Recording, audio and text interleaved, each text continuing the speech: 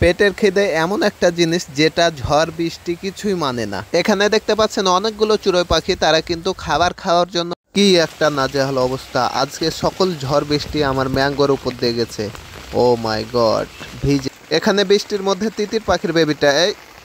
আসসালামু আলাইকুম, কেমন আছেন সবাই? কিছুদিন আগে বৃষ্টি হয়েছিল, বৃষ্টির পর কিন্তু এত পরিমাণে গরম পড়েছিল যার কথা বললেই নয়। তো মনে হচ্ছে এখানে ঝড় বৃষ্টি আসতে পারে। তো আকাশের অবস্থা কিন্তু মেঘলা হয়ে উঠেছে। কয়েকদিন থেকে আমাদের দিকে যে পরিমাণে গরম পড়েছে, তো এখন প্রচুর পরিমাণে বৃষ্টি দরকার। এই গরমে পশু পাখিগুলো কিন্তু অনেক কষ্ট হচ্ছে। আর তারপরেও কিন্তু গাছগাছালি যে ফসল আমজাম রয়েছে সবগুলোইতে কিন্তু বৃষ্টি দরকার। তাই জন্য আশা করছি আজকে বৃষ্টি হয়ে যাবে। তো সর্বশেষ বৃষ্টি হওয়া শুরু করেছে আলহামদুলিল্লাহ। আর বর্তমানে ফলমূল ফসল থেকে শুরু করে সকল কিছুতে বৃষ্টির কিন্তু দরকার। তারপরে কিন্তু যে ধান কাটাকাটি চলছে সেইগুলোতে যদি বৃষ্টি হয় তাহলে কিন্তু কৃষকের অনেক বড় সমস্যার সম্মুখীন হতে পারে। তারপরেও আল্লাহ যা করে তাই ভালোর জন্যই করে। প্রথমে হালকা পরিমাণ বৃষ্টি শুরু হলেও কিন্তু এখন একটু প্রচুর পরিমাণে বাতাস বইছে। তো এই বাতাস এবং বৃষ্টির মধ্যে কিন্তু আমার একটা খেয়াল ছুটে গেছিল, যেটা হচ্ছে আমার ম্যাঙ্গো পাখিটা যে বাইরে রয়েছে সেটার। এরপরে কিন্তু আমার মনে হওয়ার সাথে সাথে কিন্তু বৃষ্টির একটু আবহাওয়াটা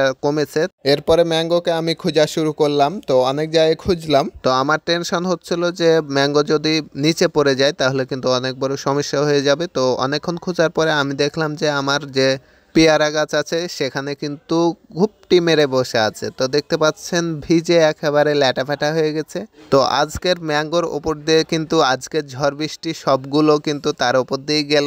তারপরেও আলহামদুলিল্লাহ ম্যাঙ্গোর কিছু হয়নি। তো ম্যাঙ্গোকে আমি এখন এখান থেকে পেরে নিব। তো ম্যাঙ্গো আসতে চাইছিল না, তারপরে কিন্তু ভালোভাবে আমি ধরে নিয়ে এসেছি। তো ম্যাঙ্গো এতটা পরিমাণে ভিজে আছে যে ম্যাঙ্গোর যে শরীরটা রয়েছে সেটা অনেকটা ঠান্ডা হয়ে গেছে। তো আমি এখন ম্যাঙ্গোকে তার খাঁচায় রেখে দিব। যেহেতু অনেকক্ষণ ধরে বৃষ্টিতে ভেজার কারণে কিন্তু তার শরীর একেবারে শীতল হয়ে গেছে। তো ম্যাঙ্গো এখন এখানে রাখার পরে কিন্তু একটু ভালোভাবে শুকিয়ে নিতে হবে। ম্যাঙ্গোকে খোঁজার সময় কিন্তু আমি একটু লক্ষ্য করি যে আমার যে তিতির পাখির বেবিটা রয়েছে সেটা দেখতে পাচ্ছেন এখানে রয়েছে। মনে হচ্ছে কোনোখানে কিন্তু সে লুকিয়েছিল, তার জন্য কিন্তু কম পরিমাণে ভিজেছে। তো তাকে আমি ধরার চেষ্টা করছি কিন্তু সে কিন্তু অনেক ছুটাছুটি করছে। তো আমি যাওয়ার পরে কিন্তু সে এক কোনায় চলে যাচ্ছে। তারপরে কিন্তু আমি অনেকক্ষণ চেষ্টার পরে কিন্তু তাকে ফাইনালি ধরতে পেরেছি। আপনারা যারা আমার রেগুলার ভিডিও দেখেন তারা জানেন যে আমার তিতির পাখির 7টি বেবি উঠেছিল। বর্তমানে আমার তিতির পাখির কয়টি বেবি রয়েছে তা নিয়ে একটি ভিডিও আপনাদের দিব। প্রচুর পরিমাণে বৃষ্টি হওয়ার পরে কিন্তু বাইরে বের হয়ে দেখছি এখানে প্রচুর পরিমাণে কিন্তু চড়ুই পাখি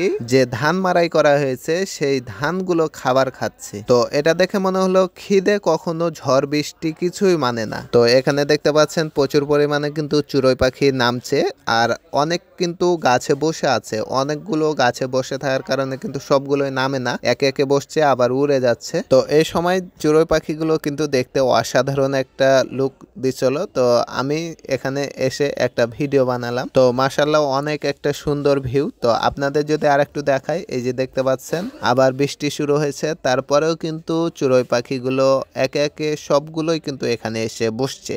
তো আপনাদের জুম করে দেখালে এই যে উড়ে গেল সবগুলোই। তো মনে হচ্ছে আবার বৃষ্টি আসবে, তাই জন্য প্রচুর পরিমাণে আবার মেঘলা আকাশ হয়ে গেছে। প্রথমে যে পরিমাণে মেঘ উঠেছিল তার চেয়ে কিন্তু এবার অনেক পরিমাণে বেশি পরিমাণে কিন্তু মেঘ উঠেছে এবং বিদ্যুৎ চমকাচ্ছে। এখন যদি ঝড় বাতাস হয় তাহলে কিন্তু অনেক পরিমাণে ক্ষতির সম্মুখীন হতে হবে। প্রান্তিক যে বাগানগুলো রয়েছে, আমের বাগানগুলো রয়েছে, তাই জন্য কিন্তু অনেক বড় ক্ষতি হতে পারে। তো আপনারা লক্ষ্য করলে দেখতে পাবেন যে আমার ভিডিওতে বর্তমানে আস্তে আস্তে অনেক অন্ধকার নেমে আসছে এবং বিদ্যুৎ চমকাচ্ছে। তো আমি কিছুক্ষণ ভিডিও করার পরে কিন্তু পানি হওয়া শুরু হয়েছে এবং বিদ্যুৎ চমকাতেই আছে। তো আমি পরবর্তী সময়ে ভিডিও অফ করে রেখে দিয়েছি, কিন্তু প্রচুর পরিমাণে বৃষ্টি হলেও কিন্তু অল্প পরিমাণে বাতাস হয়েছিল।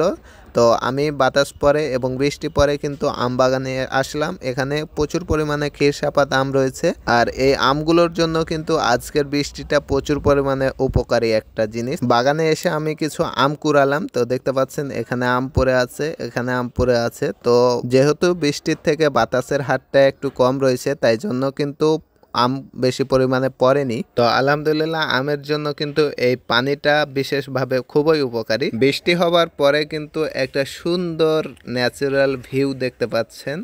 অনেক একটা সুন্দর একটা ভিউ। তো আজকের মতো ভিডিওটি এই পর্যন্ত। সকলে সুস্থ থাকবেন, ভালো থাকবেন, আল্লাহ হাফেজ।